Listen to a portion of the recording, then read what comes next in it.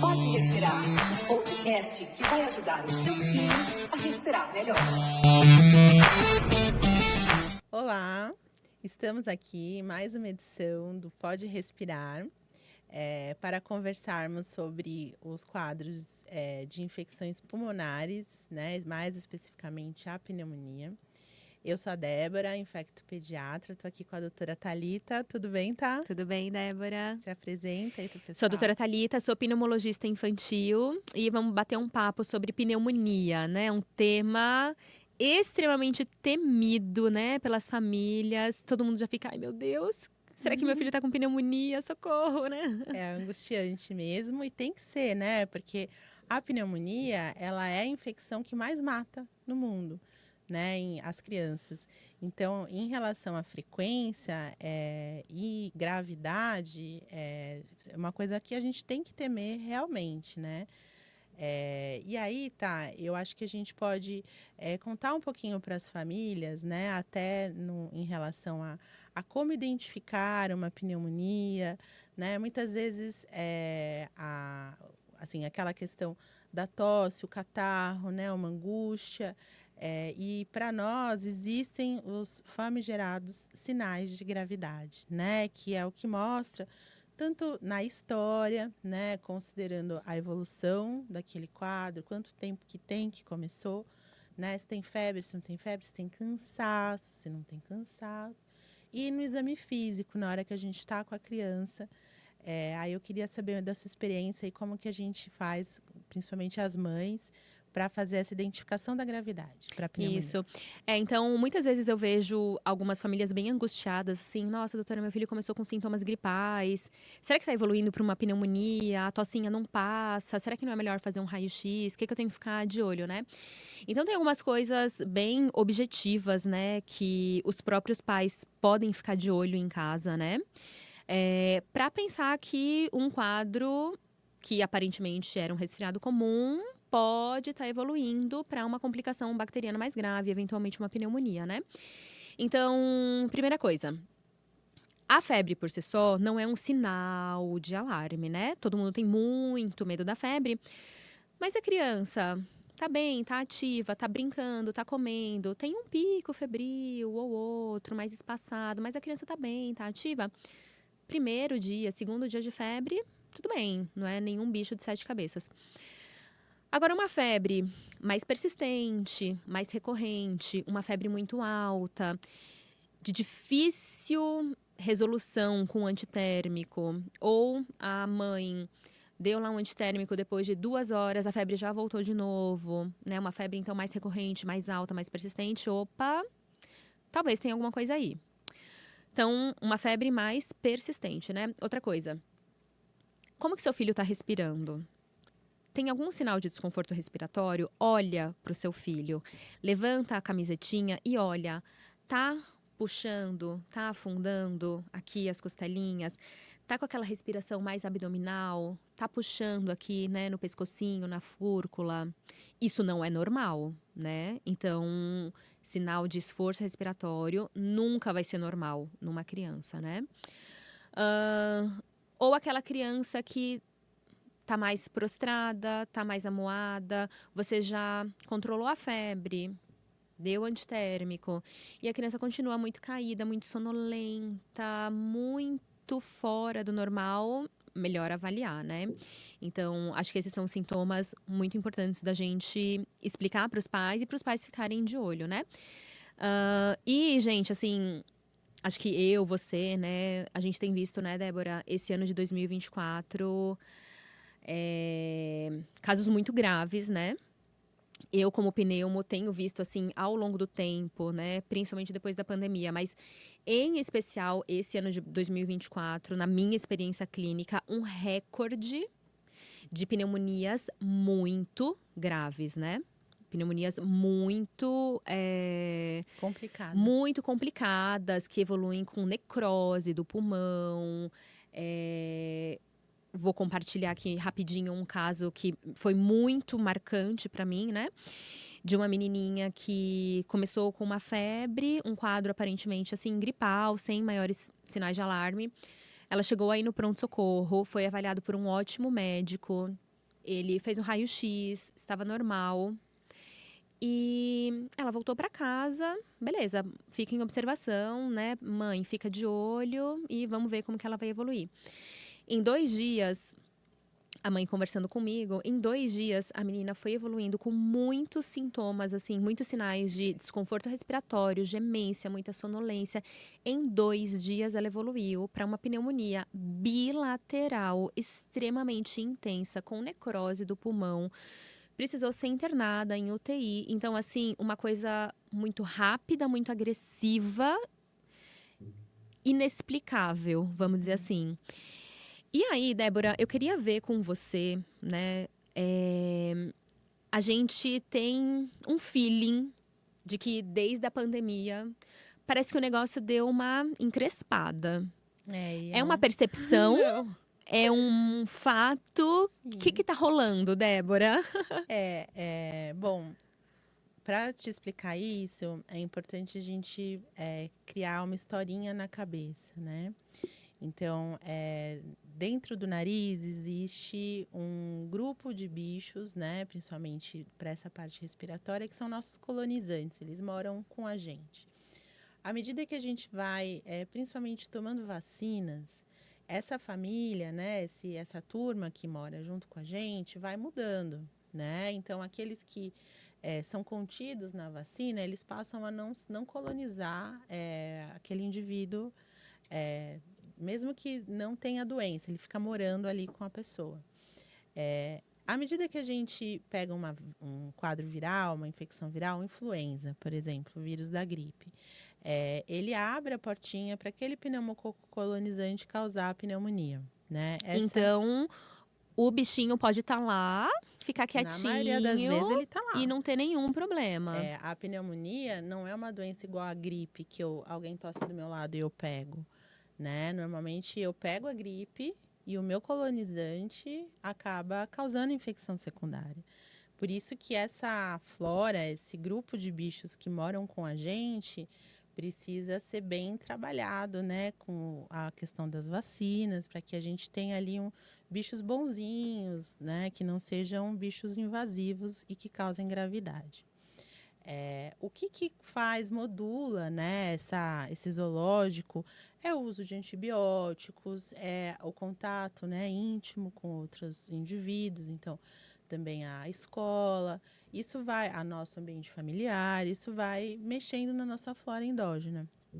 Então, por exemplo, né, durante a pandemia, a gente teve o uso de algumas classes de antibióticos de forma mais indiscriminada, né, principalmente os macrolídeos, a azitromicina.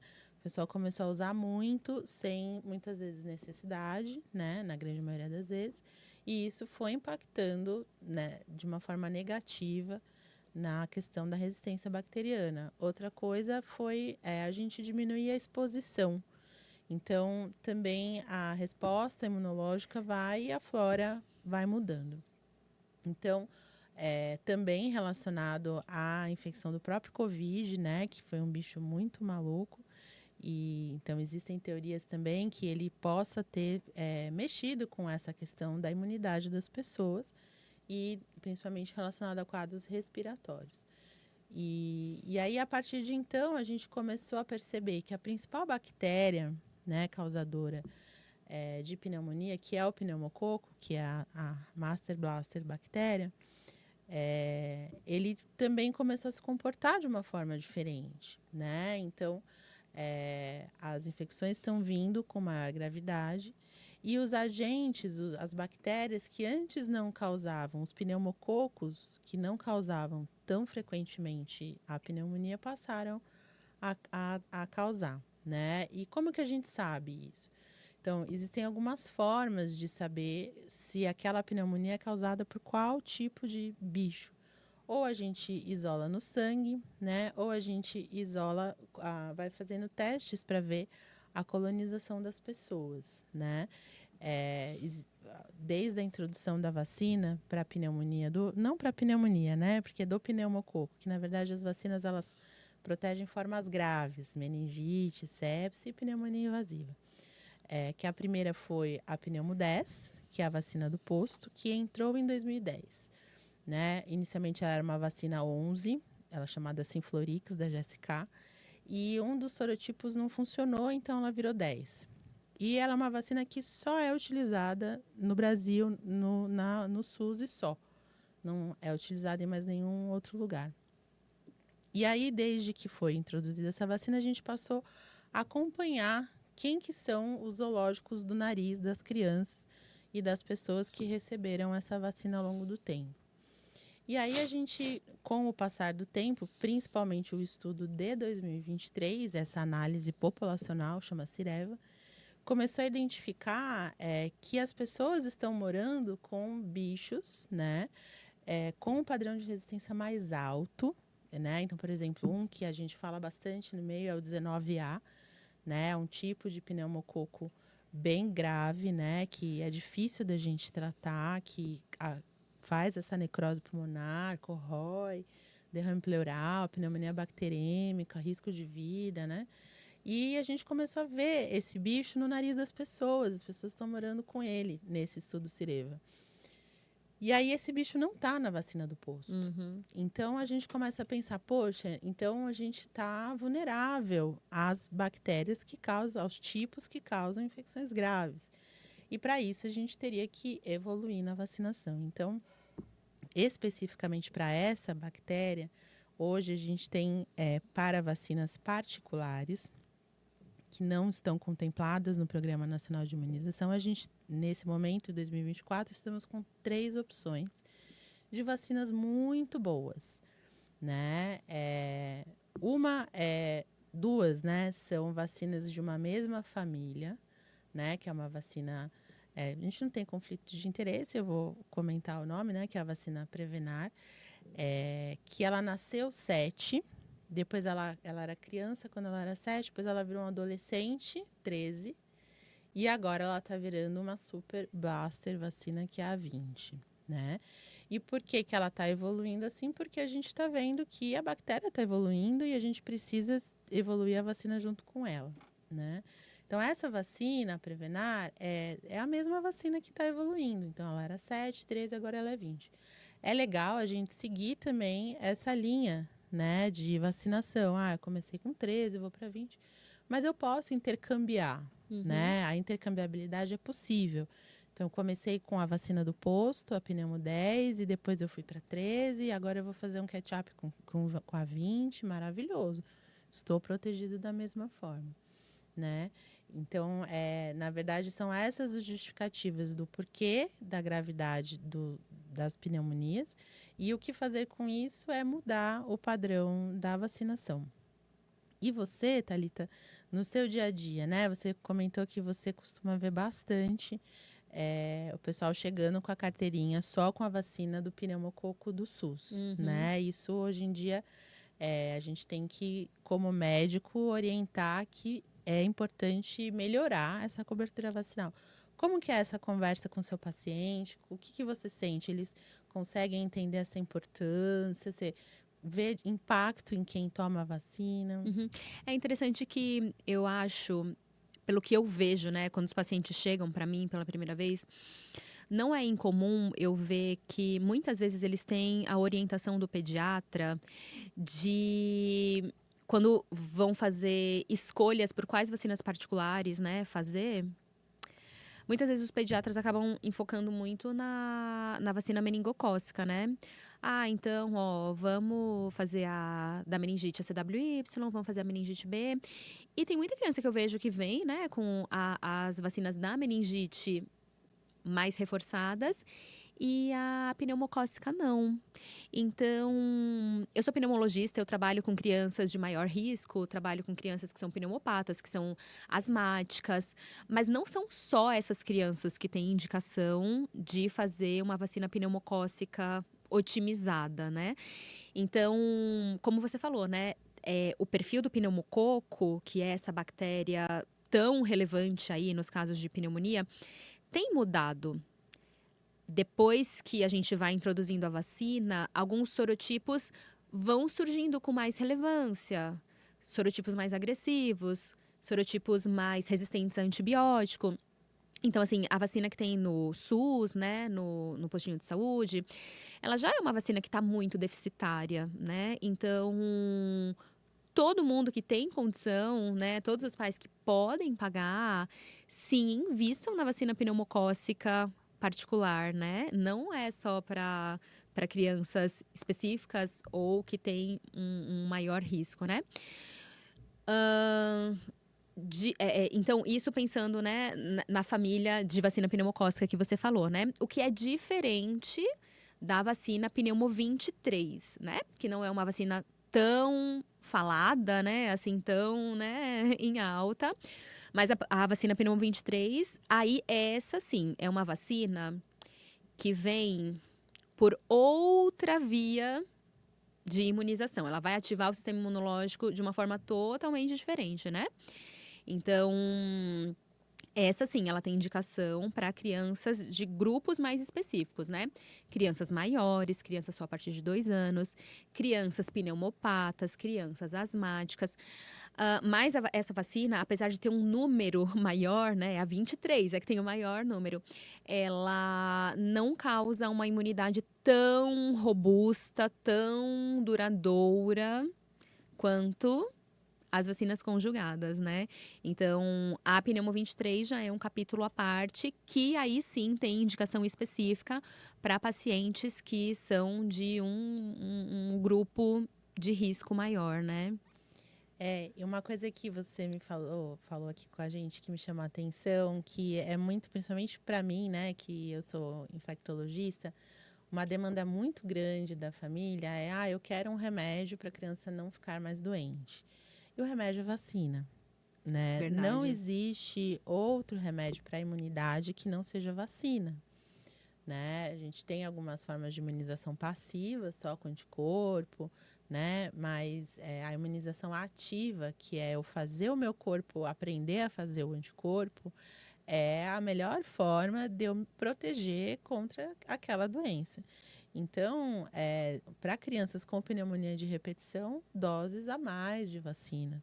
E é importante fazer, é possível. Eu comecei com a 10, eu posso ir para 13, depois ir para 15, depois ir para 20? Pode, né? Uhum. Isso a gente chama catch-up. Catch-up, lembrar o corpo a produzir anticorpos, ativar o corpo a fazer resposta para mais tipos daquela bactéria, né? Então, mesmo que você tenha esquema completo de Prevenar 13, a sua criança pode fazer uma dose a mais de pneumo 20. Mesmo que ela tenha esquema completo de pneumo 10, ela pode tomar 13, pode tomar 15, pode tomar 20, né? É lógico, né? Vacina é aquilo lá. Eu sou meio tradicional. Então, a pneumo 23 foi a primeira vacina pneumocócica que existiu. Só que o pneumococo ele tem uma capinha de açúcar. E essa capinha de açúcar o corpo não enxerga para se defender. E ela é feita dessa capinha. Então, ela é uma vacina que o corpo meio que não enxerga direito, por isso que ela não funciona muito bem. Já as outras, a 10, a 15, a 13, a 20, elas têm um óculos que o corpo consegue enxergar melhor a bactéria, que é a conjugação das proteínas. Então, são vacinas que o corpo entende e produz anticorpos de forma melhor, né? Mas, de toda forma, quanto mais protegido, mais vacinado, maior a garantia, principalmente para doenças graves. Não é que a criança tomou vacina pneumo 20, fez esquema de 13, tomou ketchup de 20, está totalmente vacinada que não vai ter pneumonia comum. Pode ter. Até porque a eficácia da vacina também não é 100%, Não é né? 100%. E existem vários sorotipos, além dos 20 que estão Sim. na pneumo 20, Sim. existem outros sorotipos do Sim. próprio pneumococo, né? Mais de 90, né? Então, a questão é essa, para garantir a defesa, quanto mais protegido, mais vacinado, melhor, principalmente para esses casos que a gente tem visto de gravidade. Sabe uma coisa interessante até? Ai, doutora, mas eu já gastei dinheiro na época, quando meu filho era pequenininho, com a 13. Ai, gastei meu dinheiro à toa, porque agora apareceu a 20. Então, não, você não gastou o seu dinheiro à toa, né? Você deu o melhor que era possível pro seu filho naquela época. Temos coisas melhores agora, assim, né? Mas, e Débora, sabe, eu queria te perguntar, assim, você acha que tem perspectivas de evolução ainda da vacina, além da 20? Será que temos perspectivas de outras vacinas vindo por aí? É, aquilo que a gente falou no início, né? Então, essas vacinas, elas mudam o perfil de colonização das pessoas. Então, nesse momento, a Pneumo 20 é a vacina mais completa para os tipos invasivos. Então, não temos uma necessidade urgente de ampliar cada vez mais, progressivamente, ano a ano, os tipos vacinais, né? Eu entendo que vai levar um período para que as pessoas utilizem essa vacina, vai levar um período para que a colonização da população mude e a gente tenha a emergência, então, de novos sorotipos e, a partir daí, a necessidade de novas vacinas. É uma coisa muito dinâmica, né? É dinâmico. A gente nunca para no tempo, né? As bactérias vão mudando, as vacinas vão E a mudando. ciência correndo atrás. A gente vai correndo atrás, né? Acho que é isso, então, né, isso, Débora? ótimo. Então, gente, assunto que tá muito em alta, né? Vacina pneumocócica, pneumonia, né? Acho que é um assunto que causa bastante preocupação aí, né? E espero que a gente possa ter contribuído um pouquinho para acalmar o coração de vocês. Vamos vacinar as crianças, não deixem de vacinar. Se o seu filho só tem a Pneumo 10, dá uma olhada na carteirinha de vacinação, conversa com o seu pediatra, com o seu pneumo, veja o que mais, né, que dá para fazer, o que dá para otimizar. Vamos juntos. É isso aí.